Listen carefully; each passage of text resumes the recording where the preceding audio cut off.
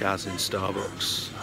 Toffee nut, but you don't do toffee nut out of season, so it's half hazelnut, half caramel with an extra shot.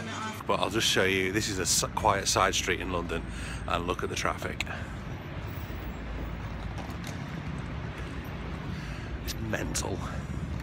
So that's Westminster Abbey up there. I've got an office just across the road from there, and I've got loads of meetings today, so we'll see what we get up to.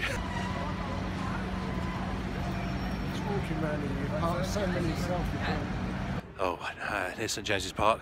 This is the Treasury building. Just about to come up on Downing Street.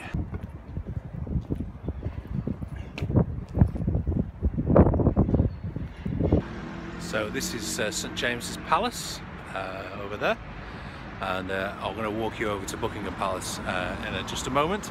I hope you realise how uncool I feel doing this in London, but it's a good idea if you're doing the vlog.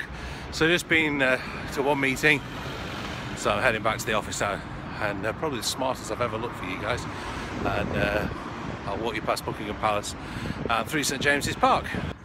So yeah, that's Buckingham Palace behind me, and I'm trying to find somewhere where there's not too many tourists around so I can get this vlog episode in. So I was kind of thinking today,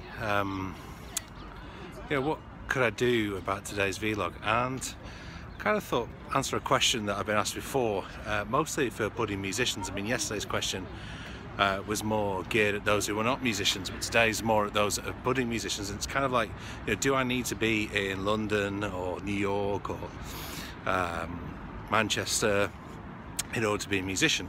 And I would say yes and no. It's not what you know, it's who you know, and that does make a real difference as a musician.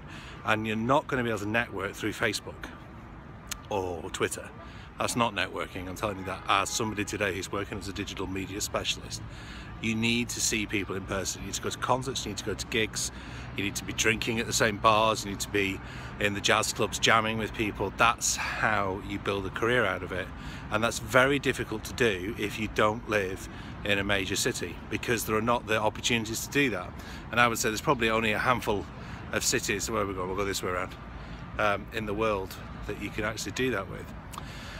So I suppose today's blog is, you know, if you are a music student, and you need to think carefully about what kind of lifestyle you want to have, what you want to achieve in your career. For me, it was really important to be in London. 12 years ago when I got back from New York, sorry, 11 years ago when I got back from New York, I was still living in just outside Blackpool, and I realised I needed to get to a city. I needed to test myself at the age of 23 against the best players in the country. But that's not for everyone, and not everyone can hack a London lifestyle.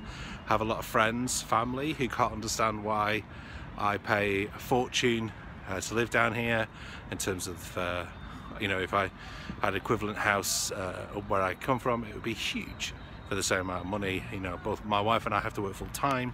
On the flip side, I wouldn't have got to play at St Paul's Cathedral twice.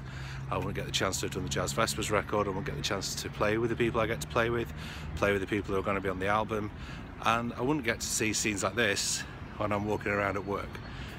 So going from meeting to meeting and bumping into places like this is a great privilege, and I don't take it lightly. So that's my vlog for today. I hope you've enjoyed it, and I'll show you a few more scenes around London if I get the opportunity to today.